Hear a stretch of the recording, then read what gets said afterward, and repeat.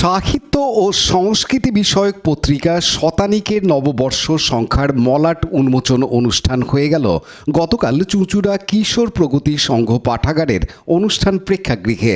এদিন পল্লবী চট্টোপাধ্যায়ের উদ্বোধনী সঙ্গীতের মধ্য দিয়ে অনুষ্ঠানের সূচনা হয়।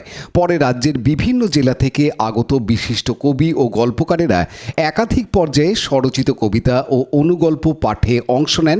এদিন পত্রিকার সম্পাদক সংক্ষিপ্ত বক্তব্য রাখেন। তারপর শতানিক পত্রিকার সম্পাদক ও বিশিষ্ট গল্পকার নিত্যরঞ্জন দেবনাথ সহ বিশিষ্ট কবি দীপক রায়, প্রবীর রায়চৌধুরী, অসীম ভট্টাচার্য, দীপক বন্দ্যোপাধ্যায়, দীপক রঞ্জন ভট্টাচার্য, বিশিষ্ট গল্পকার গৌর বৈরাগী, অরিন্দম গোস্বামী প্রমুখের হাত থেকে একযোগে অনুষ্ঠান মঞ্চ থেকে শতানিক পত্রিকার বাংলা নববর্ষ সংখ্যাটি প্রকাশিত হয়।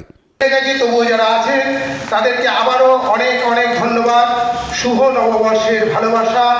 আপনারা এতক্ষণ সময় দিয়েছেন এবং পত্রিকা প্রকাশ অনুষ্ঠানের সঙ্গে আপনারা রয়েছেন।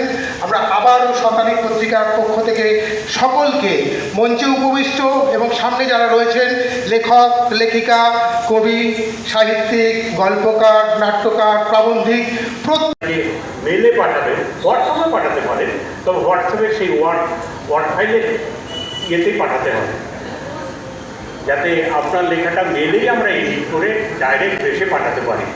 এতে আমাদের ওই প্রুফ দেখার ইয়েটাতে একটুখানি বাঁচবে। যদিও একবার প্রুফ দেখতে হবে, তাহলে সময় অর্থ দুটোই বেঁচে যাবে। এটা গেল 1 নম্বর। 2 নম্বর কথা হলো, এবার বেশ কিছু কবিতা আমরা মনোনীত করতে পারি।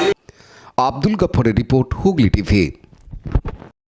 লাইক, শেয়ার, সাবস্ক্রাইব করুন হুগলি টিভি। খবর এখন বুক পকেট।